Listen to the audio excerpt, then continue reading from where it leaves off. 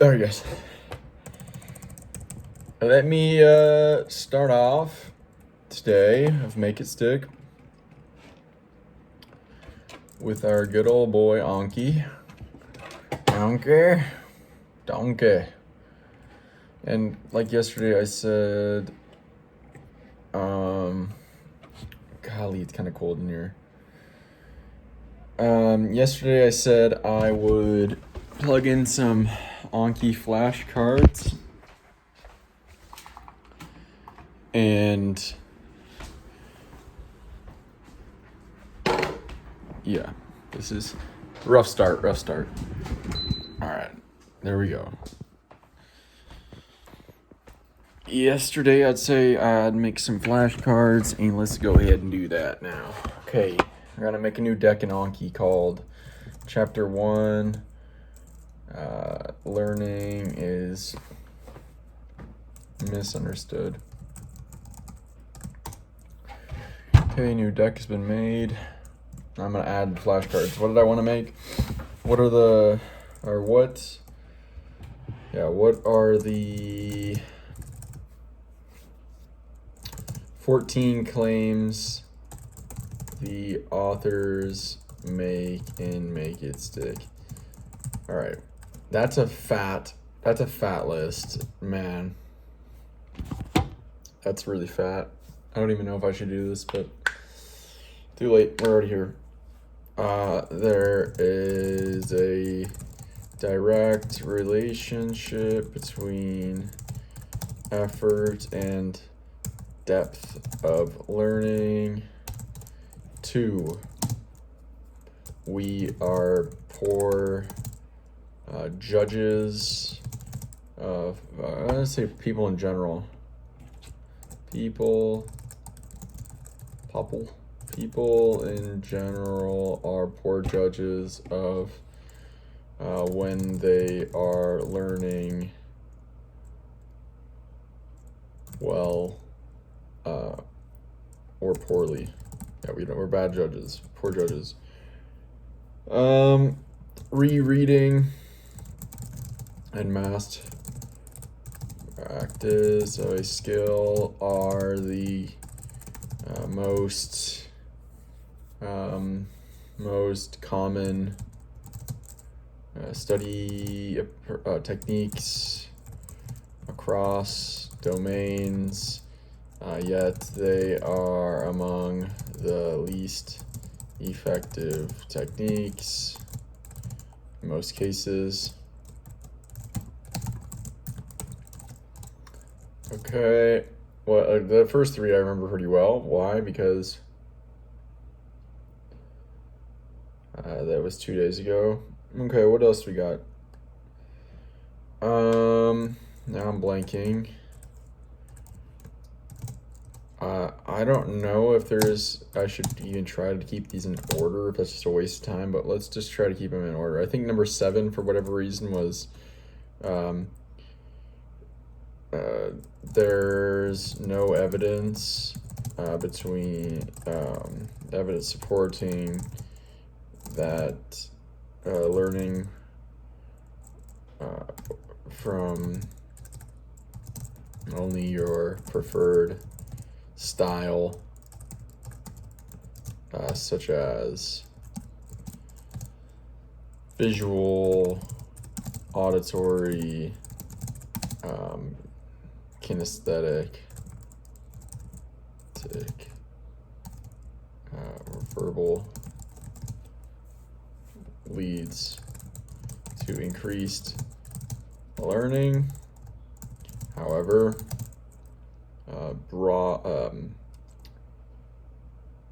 doing learning through multiple styles, or engaging with multiple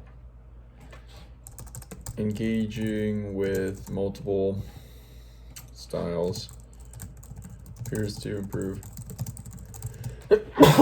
learning. Okay. What am I forgetting here? Oh, I think refer is 4 is retrieval is more effective. Okay, hold on. Retrieval practice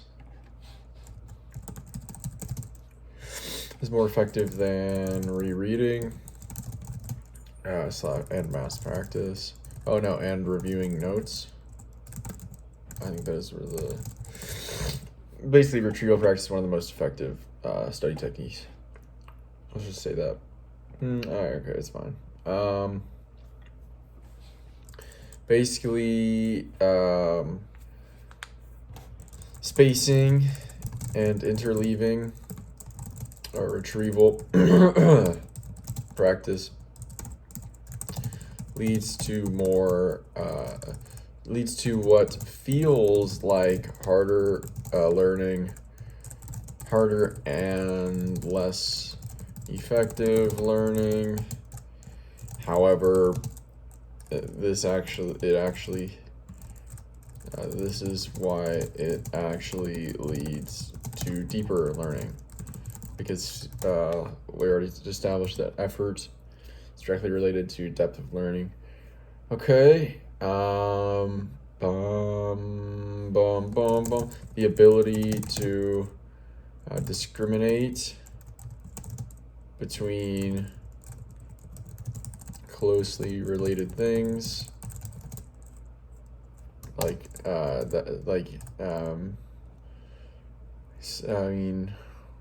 aka the ability to see the underlying principles that make things different, leads to an increased ability to problem solve and see opportunities in novel situations. And this skill can be trained via interleaved practice and varied practice. Oh my gosh, are we gonna spend the whole time today just doing these, and then I'm gonna have to do these all again at some point? It's gonna take this long again? Oh my gosh. Okay, what else are we missing? I guess that's effort. Okay. Testing and illusions of confidence. We are all susceptible.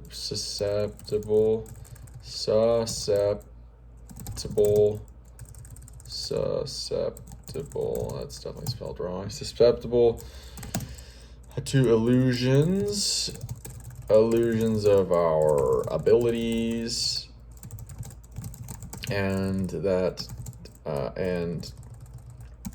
and testing helps to better calibrate our understanding, our analysis,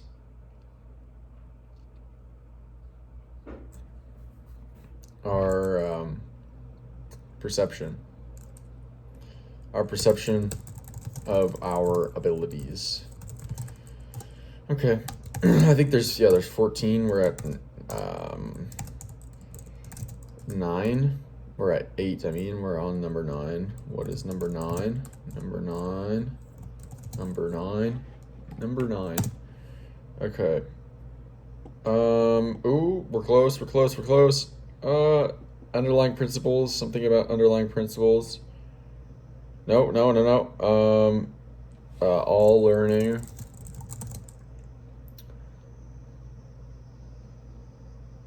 requires previous learning / knowledge. Okay, let's do the 2 about more about underlying principles. Big picture one. So having a big picture to connect new ideas to leads to increased ease of learning. The bigger the more information you have, essentially. The more information you already know, that you can connect new knowledge to, the greater the rate of learning, greater the efficiency, greater the rate and depth of learning. That's what maybe efficiency would summarize that better. Something about the mental models one. So,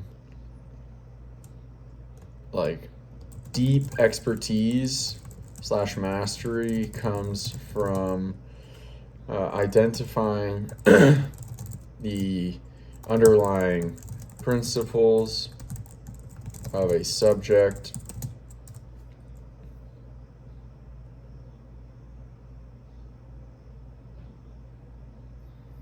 deep expertise / mastery comes from identifying the underlying principles of a subject,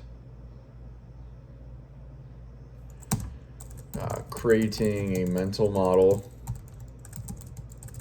of the subject / resource, subject / resource, creating a mental model of the subject / resource, and connecting that mental model to other mental models. Okay.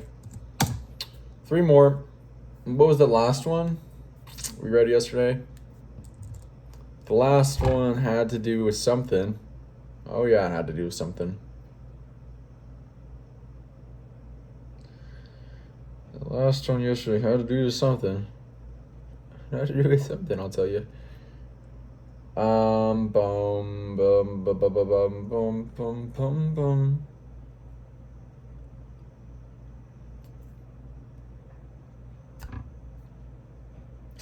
Learning skill. Learning fail. It had to do with failure being a token of like something. Oh, okay, we can increase our ability to learn. We can increase our abilities, including ability to learn.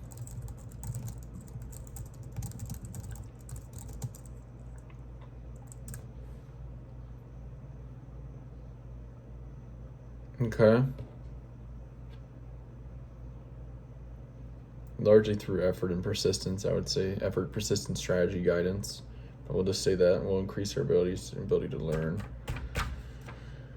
Oh, what else did we talk about yesterday? Well, maybe these were the mental model ones.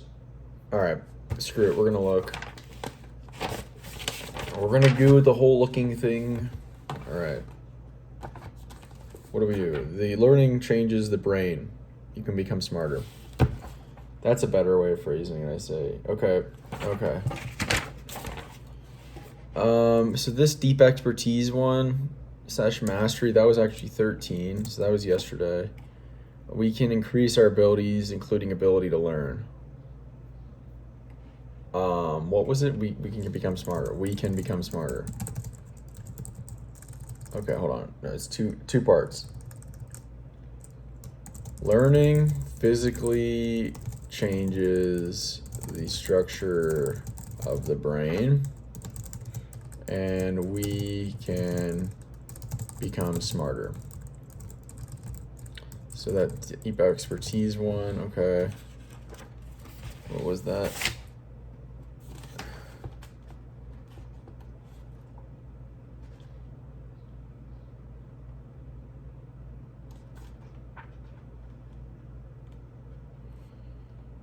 Okay, yeah, that 10 was then 13.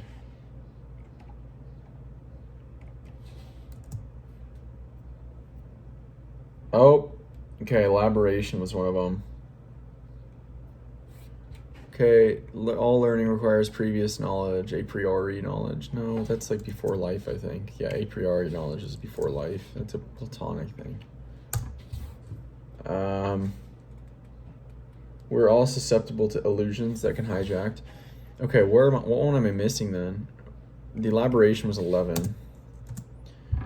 Oh, trying to solve a problem. I knew this one. I even thought about this one earlier today. Hold on. Let's see if we got these. What was 8? Interleaved and varied practice. So that one was interleaved and varied practice is 8. Oh. Okay, that's the discrimination one. And then 7 was the learning styles, yeah. So we're just missing 6. Space out practice, yep. Hell yeah, okay. All right, so essentially we got 12 of the 14. Oh, it only took about 60% of our time today, and I'm not quite done. What was 6? Practicing or attempting to solve a problem or do something or perform a skill before learning it leads to deeper learning once learned. Maybe that. Okay, and then 11 was the elaboration. There is no known limit to how much we can learn when using elaboration. Okay, there you go, folks. That took 15 minutes to do one Anki flashcard. Some would say that's not worth the time. I would say maybe you're right. All right, another general one from yesterday. What is the central argument of make it stick? The central argument was that basically learning is an acquired skill. Learning is an acquired skill.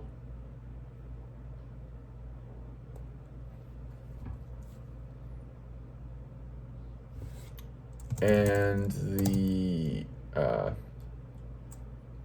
most effective learning techniques are often counterintuitive.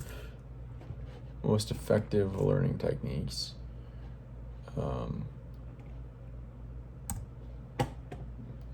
Most effective learning techniques, according to evidence. Science. According to science, are often counterintuitive. Okay. All right.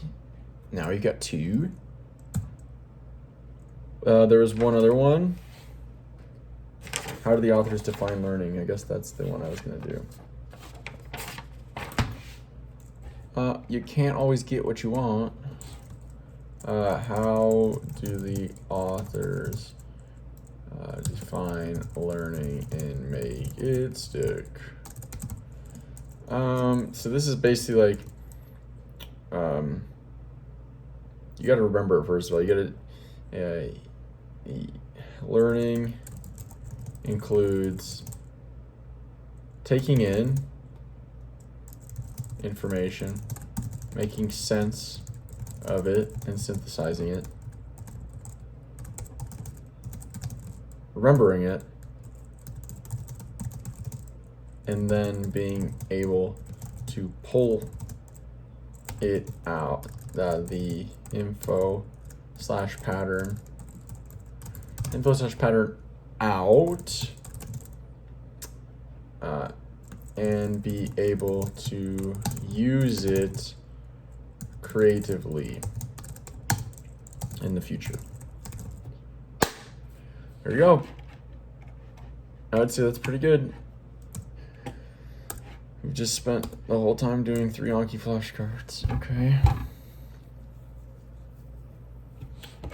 Well, slow and steady wins the race. It was effortful, I'll tell you that much.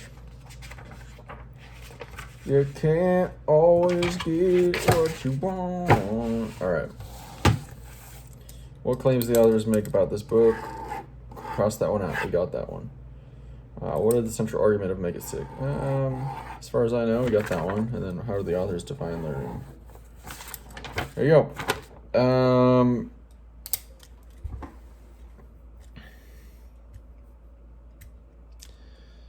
Okay.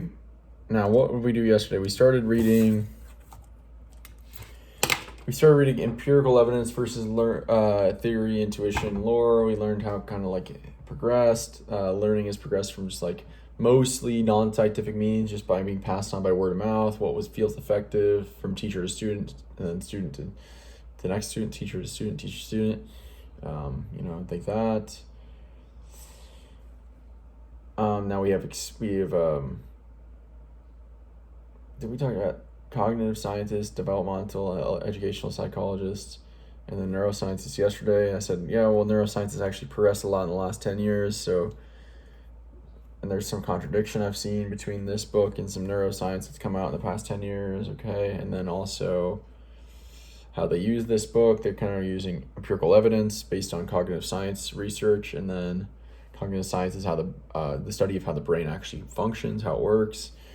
And then they present this evidence and synthesis of these studies, true, like rigorous scientific studies in this book, and they use stories and anecdotes to illustrate the findings of the studies. And when they're going beyond, outside of these direct results studies and synthesis of these studies, then they make sure they let you know so that you are well informed about where you're getting your information from and why you should believe in it or trust it.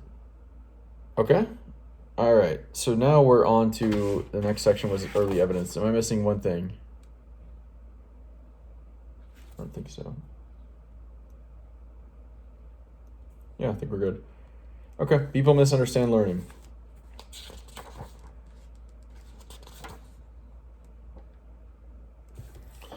People misunderstand learning. Now it's 22 and a half minutes so far on this video. Super sore. This next section is multiple pages. I will not be able to read it all today, but with the extra last minute I have, I can read it, the first paragraph, and then get back to you. Sure. All right, wow, there was a lot in that one paragraph. And it's the first paragraph of learning is misunderstood, or people misunderstand learning. Basically it was like, a lot of the stuff we do as teachers and students is likely not serving us well, but making some comparatively simple changes, or some just simple changes in general, could actually lead to big differences. So here's exposure. We've primed ourselves to be looking out for what's exposure. Is it really useless? And here's the first in this chapter. The first time exposure is brought up. And it's basically saying people believe, we intuitively think that if you just are exposed to something enough times, whether you reread a paper over and over again, or if you see enough of these terms from your biology class, or if you watch a video enough times, eventually it's going to be burned into memory. And they basically just don't even address it more than, no, not so. That's not true. And I'm sure they'll address it more, but yeah, it doesn't work. And then they also talked about mass practice, and they say, yes, mass practice.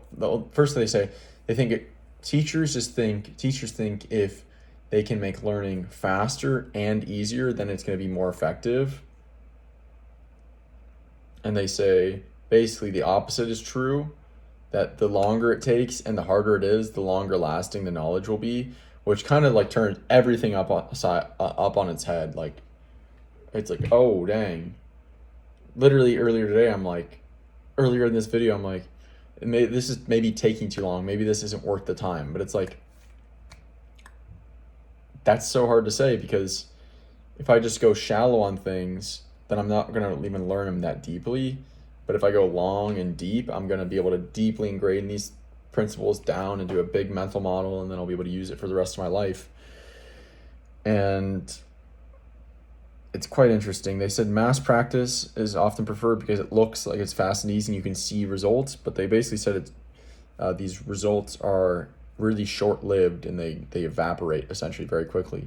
And that's kind of concerning for me when I'm thinking about like guitar. It's like finally I feel like I'm making progress because I started mass practicing small chunks of motor skills, and I still think this might be very effective because I can mass practice these chunks, and then I can interleave the whole piece, and I can interleave the and I can vary the practice. I can change the tempo of these movements over time, vary and interleave and space the practice. But like to initially get the actual fingers to move like that in ways I've never done, like mass practice seems to be pretty effective. But they say it doesn't last very long. But I don't know, dude. I think they're talking about like if you just mass practice like for 1 day or 2 days where you're like cramming for an exam. Yeah, okay. If you cram for an exam and you mass practice the night before and then you get examined on your final exam or whatever the next day, yeah, that stuff's probably not going to last. But maybe a couple days and then it's gone for good. And you probably can learn it faster again in the future, but it's such a strange world. Like learning is so strange because it's not intuitive. If it was intuitive, like there would be no books on this. There would be no market for this if learning was intuitive because everyone would be like, just do it. Like Nike, just do it. Like it's obvious what to do, but things we do don't seem to be very effective. What I will say is that, I mean, at the very least, if I'm making very little progress, maybe I am learning because that's kind of a big point of the book is like when you feel like you're not learning, but you are putting in effort, that's probably when you're learning the most. That's at least what they say. And I mean, I take it for granted a lot of the stuff I do for learning at this point, like just showing up daily. Just the fact of showing up daily and spending 25 minutes and reviewing what I did based off of memory and using active recall and retrieval. Um, Lots of people ask like what book to read, but people rarely ask how to read. And so if I told somebody to read this book, they'd be like, okay. And they would not read it like I'm reading it. And so they're not going to get out of the book what I'm getting out of the book. Simple as that. So this is kind of an experiment too. Like, is this really worth the time? If I make 100 videos and make it stick, which I think this is number 7, like we could easily rack up 100. I'm still in chapter 1 of 8. We're on page 10 now, out of like 280. So yeah, this could be 150 video series, 200 video series. If I do that, what happens? Like, what happens if you actually spend 200 videos or 100 or 50 hours actively recalling and studying a book? What happens? Is it worth it? Is it really diminishing returns, or is it not diminishing returns? Is it actually the opposite? The deeper you go, the deeper this mental model, the more effective it gets. I think that might be true too, because once you keep digging, you build like if you talk about some of the core principles or core claims of the book, it follows that. Like the more you learn about this book, the bigger your mental model, the bigger the big picture of the book, the bigger the more amount of information you have, and so new information can stick easier, and so it's kind of like compounding and exponential growth. And I always thought of like reading books as like it's diminishing returns. It's like you get most of the information and value out of it like quickly, and then everything else is just supporting details and stuff like that. But maybe not. Neurologically, maybe not.